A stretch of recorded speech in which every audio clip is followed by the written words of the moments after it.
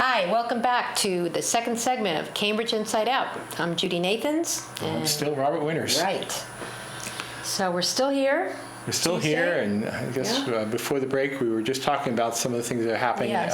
After we, of course, discussed basketball. Right. Right. We went to matters of less importance having to do with city governance. Right. And I think one of the other things that was taken up at city. Actually, let me say one thing that was happened during the meeting. It's probably worth mentioning. I don't know exactly where it's going to go, but something that was a proposal that was left over from the last city council was a call to either to end Columbus Day locally and replace it with what they called Indigenous Peoples Day. Right.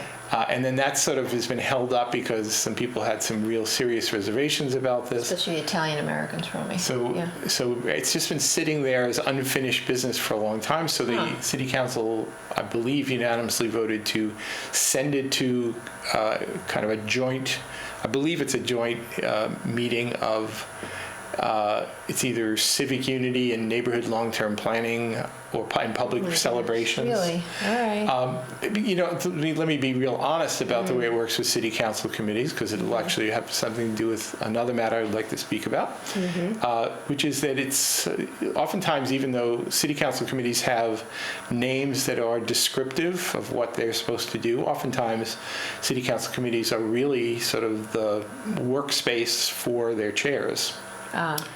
And there is just one, I believe, of all the 8 city council, or maybe I should know, but I have it on a list here somewhere. Yeah.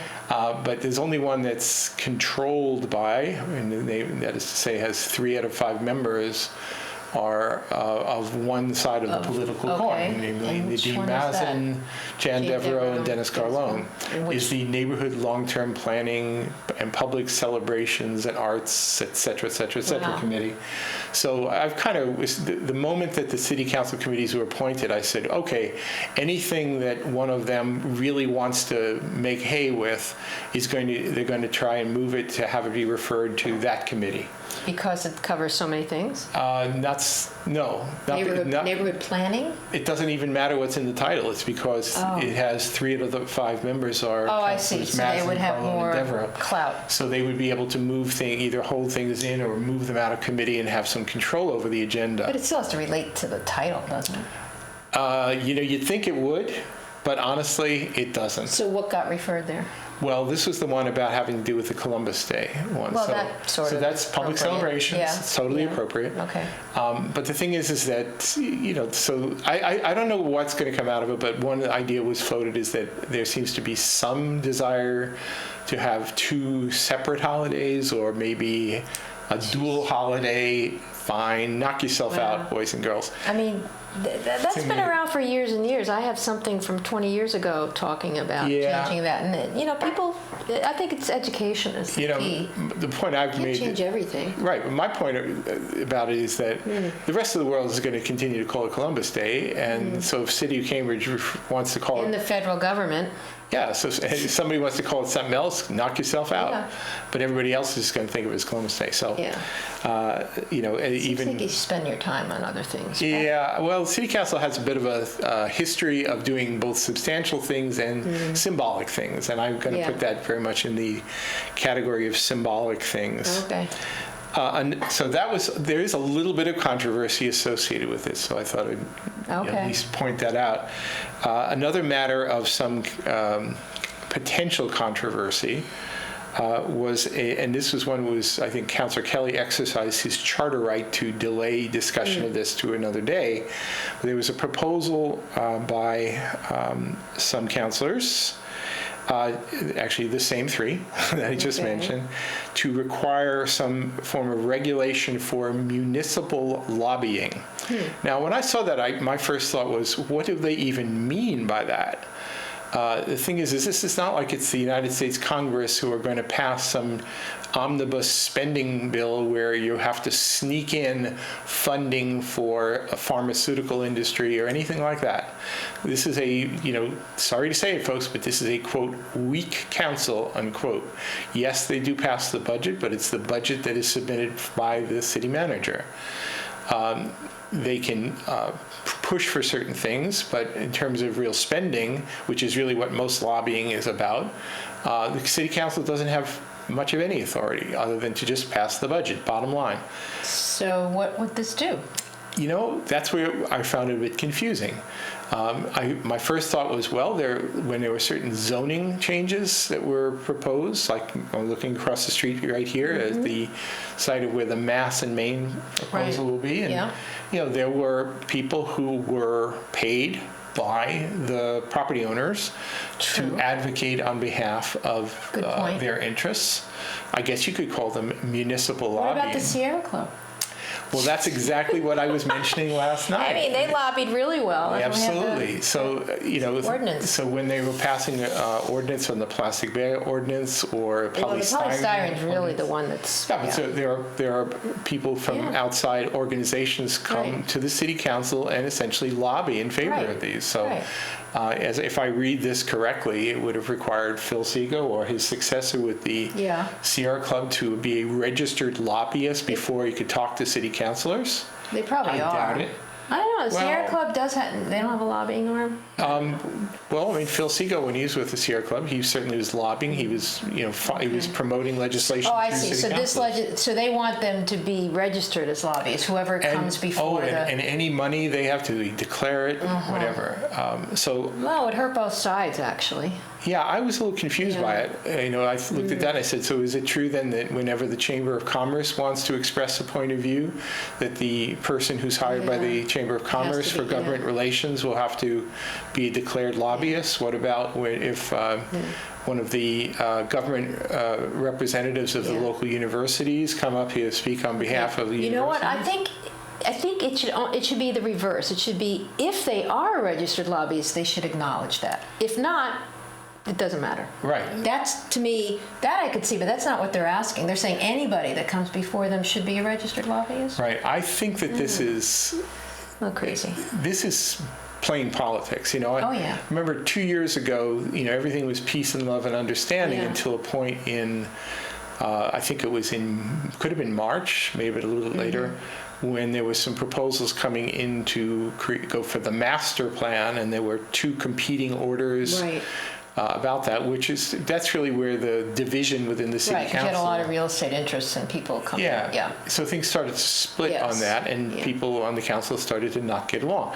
Well, when I first saw this one here, I said, "Oh, okay, let's see." So there's certain people who voted certain ways on a zoning change. So in the last municipal election, one side were trying to characterize them as all in the bag of real estate industry. Right. Yeah. And this is basically just the latest expression of that point of view. And I think, okay, so fine. If you want to file orders that are designed primarily to insult your colleagues, don't be surprised if they respond in kind. So. Yeah. I think it's... Councilor Kelly referred to this as a solution in search of a problem, and that's exactly how I feel about it. But again, maybe I'll let him know what I think. Yeah, so that's coming, and this is not about transparency. I mean, things like campaign contributions are all a matter of public record. They're very easily accessible. Right. So what is this? Just try and get on record at anybody who wants to speak here who might have some connection to something somewhere.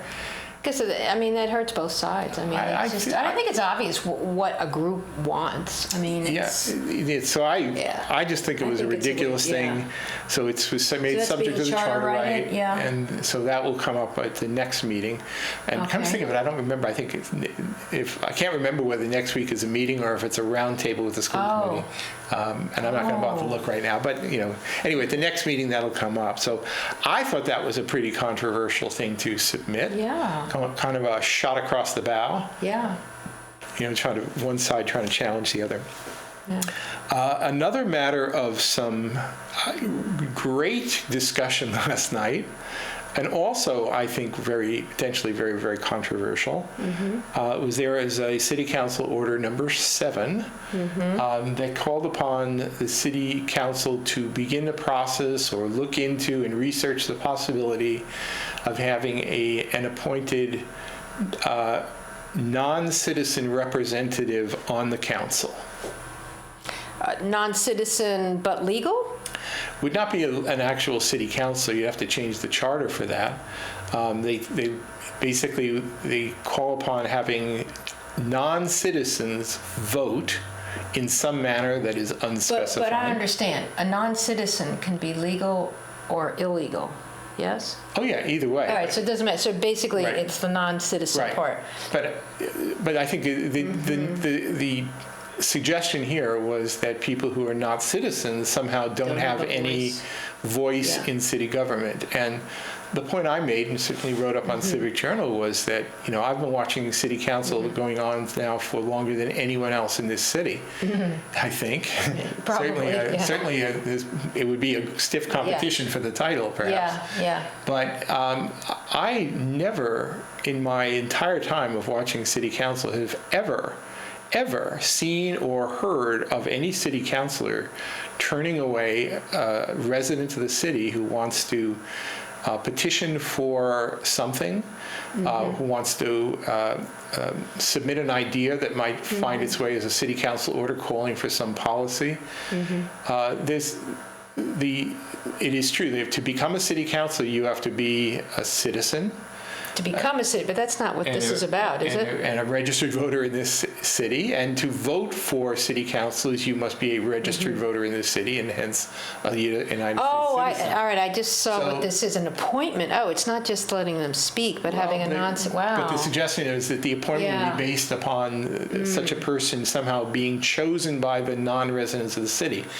And but the claim here and the sort of the rationale behind this is, in my view, pure fiction. It's the notion that you don't have a voice. Fact of the matter is, there are 9 city councilors. They may be elected by registered voters, but they are there. They are 9. They all have telephones. They have email addresses. Yeah. Any citizen or not a citizen in this city can contact the city councilor, can make suggestions, can express themselves. And I, as I say, I have never, ever seen even the slightest hint of elected city councilors playing favorites on this regard. If you've got something worth saying, you say it, and it gets heard. So what happened to this? Well, it got referred to. They amended it to take away several of the whereases that were loaded with all sorts of suggestion.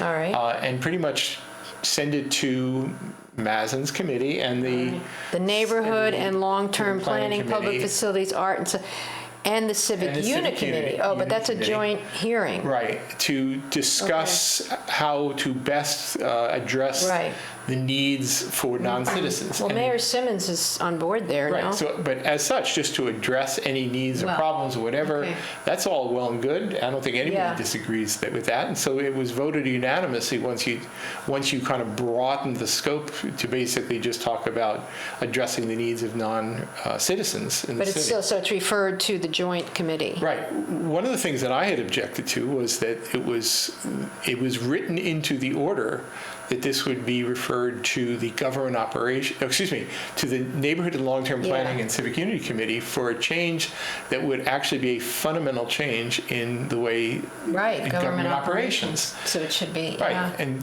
Councillor Kelly, bless him, pointed out that this is basically being sent to the wrong committee. So what happened? Well, so they took out the parts that had that were specific about,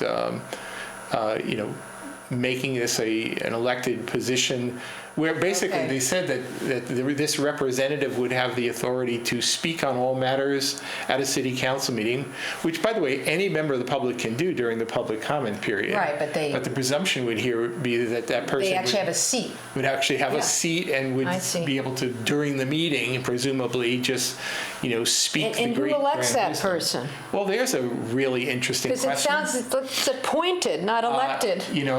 Well, it says specifically, it talk about elected by non-citizens, but it does then. It does say that? Well, I think the idea here would be the people would vote for who they want, and then the council would then appoint. Right. Of course, the council cannot appoint. That would be a violation of state law. Kind of like the participatory budget voting, right? Yeah, the council is not the appointing authority. The city manager is the appointing authority, and that's in state law, folks. Yeah. Look it up. So this is hopefully not going anywhere. I hope what will happen here is that they'll just simply open up a discussion about how best the city can respond to the needs of non-citizens, which is always a good idea. Yes. And that's where I hope it goes. And that the specifics of this proposal to have a non-citizen representative on the council, I hope vanishes soon. No, I mean, they should be represented by whoever they feel is close to their ideas on the council. Yeah. And they should represent their views. That's why you have representatives, right? That's it. And the thing is that, there are organizations like Cambridge Residents Alliance or Chamber of Commerce or lots and lots of entities that are organized and have a point of view. There's a lot of immigrant groups. That's right, and there has been forever. And you organize into a group, and then you petition the elected officials, and you make your presence known. You come to city council meetings. You do what you do. You don't need to have a specially assigned seat, sort of a quasi seat on the city council. As if that one person could represent all non-citizens. Right. That's exactly. Crazy. Yeah. Exactly. So anyway, I thought it was interesting. Quite frankly, an idiotic proposal. So it goes. There are some more mundane things. Actually, one thing I think I'm going to mention two things that are on the mundane side. One was there were two city councilors. Well, in addition to the setting of the water and sewer rates for the coming year, where the city manager makes the recommendations, and there was a proposal for the 6th year running, a 0% increase in the water rate. Wow. Oh yeah, I think I read that. But much as they try, you can't really stop the increase in the sewer rate. So now the sewer rate's been climbing. It goes about 3+% per year. So that the combined water and sewer rate averages out to about 2.4%, I believe, increase, and that's been the way it's been. So, we're holding the line on the water part, which the city has total control over, but not on the sewer part. Yeah. So that was one of 3 items having to do with water and sewer on the city council agenda. Wow, 3 items. Another one was, one thing or 2 that were kind of related had to do with there was some legislation from the state, I think, having to do with some loan-free 0% loans having to do with replacement of lead service mains. Yes. Yeah, lead service to your home. Right. And I'm sure this is all spurred by some of the Flint, the Flint, Michigan story, and I think that's the story that needs to be said. Is that what's happened in Flint, Michigan, may have been dreadful, but the thing is it's not an exception. It's actually many cities, older cities. We're pretty good about it here. City of Cambridge has been so ahead of the game in replacing a certain number of feet of water main every year. They've had a program going on for a quarter century of doing that, so they're way ahead of the game. Yeah. While everybody else's infrastructure has been crumbling, we've been getting way ahead of the curve. My house had a lead main up for quite a few years, and while you were living there. Yeah, while I was living there. But the thing is that the old rule was if you had lead main or lead fixtures that were older than a certain number of years, right, then there's certain kind of coating inside the pipes is such that it actually protects you from the lead. But then if there's a change, like in the pH balance in the water, which is they try to manage the chemical. Well, that's what happened in Flint, is they didn't have the anti-corrosive agent. Just basically, all they had to do was make it more alkaline. They didn't put it and they didn't do that. So it went in as just straight plain water, and it for a long time. And the more I read about it, it's unforgivable. So now, the way it happened at my house was that there was one curious night where I was down in the basement. I said, I hear running water, yet the water meter is not moving. What's going on? So I figured, So I just figured there's a leak that's out in the street. Oh. And it was. So they had to dig up the street, and they said, hey, we're digging up the street. There's no time like now. And the water department handed me a list of possible contractors and said, we can't tell you who to hire. Okay, so you had to pay for that. I thought the city pays from the pipe to your house. No, I think it's at your property line, but at the property. I think they've actually changed it now, so that if this failure had happened later, I think the city might have actually covered most of the cost. But I took it. But that's only because you discovered it. Does that mean there are houses that might have it? Yeah, there's still some houses with lead mains, and slowly but surely, as renovations take place, they're but they're not being proactive by going to each house. And doing that now in Flint. There is a city council order that calls upon making a map of basically putting out public information about it to whatever degree the city knows, right? To know where the lead remaining service mains are, so that people can get ahead of the game. Yeah. And especially if there's a 0% loans to do it. So anyway, it was a good piece of infrastructure, and I love infrastructure. Infrastructure. Yeah, we do need more money for that. Yeah, another little bit of infrastructure, not having to do with water and sewer, but having to do with Central Square. Your favorite. I'm a big advocate for a good old Central Square. Anybody who's walked through Central Square this winter must have been aware of the exploding sidewalks where the pavement was just failing all over the place, and they've been doing temporary patches. Well, one of the primary reasons for that is that many of the sidewalks in Central Square are still hollow sidewalks. Really? It's a vestige. Well, it's a vestige from the days when there were coal chutes and other service chutes at the front of buildings, where you prop open the door and you deliver the goods into the chute. I see. There are some storage. There are various utility connections that are actually under the sidewalk. And what the city really wants to do, but it's not cheap, is they want property owners pretty much to fill those in and basically, have the building end at the property line and not continue under the sidewalk, because it makes improvements of the sidewalks near impossible. Okay. So what would they have to do? Build a well, they've done it in places up where Curious George is, the building in Harvard Square. Yeah.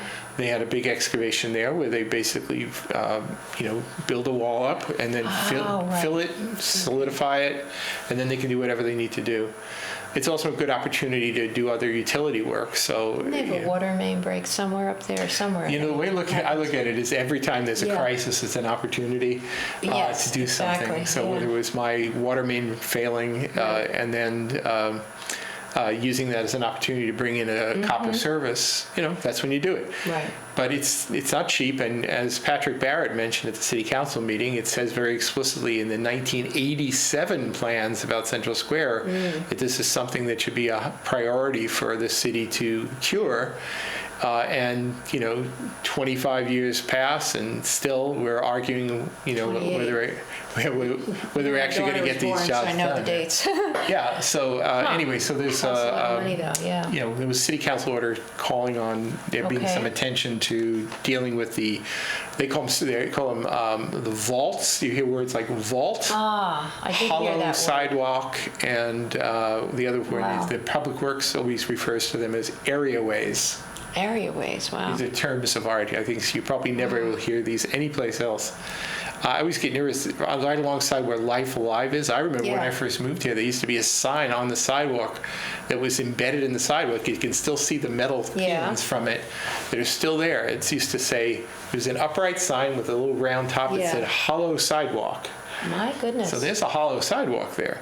And every once in a while, I'll see a big truck pull up and park halfway up on the sidewalk, and I say, oh, please don't do that. So it's not like a sinkhole. It could be. But it could be, okay. It could collapse, absolutely collapse. Okay. Yeah, I mean, there's some of the ones right around there, it's nothing but big, thick slate just laid over some structure. Didn't know that. And it's completely hollow underneath. Goodness. So anyway, so these are little things that maybe people don't often think about. Yeah.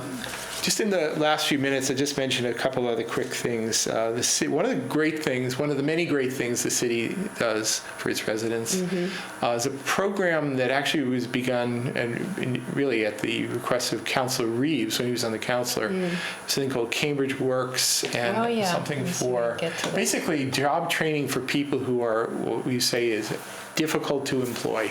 Right. People who've sort of tried and failed and whatever, so they do everything. They give them all the pointers and sort of walk a class through to get them to the point where they'll be much more employable. And I think it's a really important initiative. And so they just, this past, I think, week or very recently graduated another class of people with the transitional works. Yeah, we could maybe get that up there. We could get a little picture here in our closing minutes here. Yeah. So there's a nice photo of city councilors in there and some of the city staff, the Mayor Simmons. Nice. Lisa's there, Richard Peterson, Harding. Jan Devereaux. Yeah, just commemorating the graduation of this class. So that's wonderful. So how long has that been going on? Probably about 4 or 5 years now, I'm guessing. I mean, it was a bit of a lead-in, before it actually went into place. But it's one of these many great things that not enough people really know about that are happening. Actually, just before I headed out the door, I'd say that there was yet another in listings of boards and commission vacancies where they're seeking someone. So the one that came out today is that city manager is seeking applicants for somebody to serve on the Affordable Housing Trust. Which is a pretty select group and a pretty important committee that actually makes real financial decisions about how to apportion money, primarily out of the Community Preservation Act, for developing or assisting in or preserving expiring use buildings to maintain. Do they look for any particular qualifications for that? Do you know who serves on it now?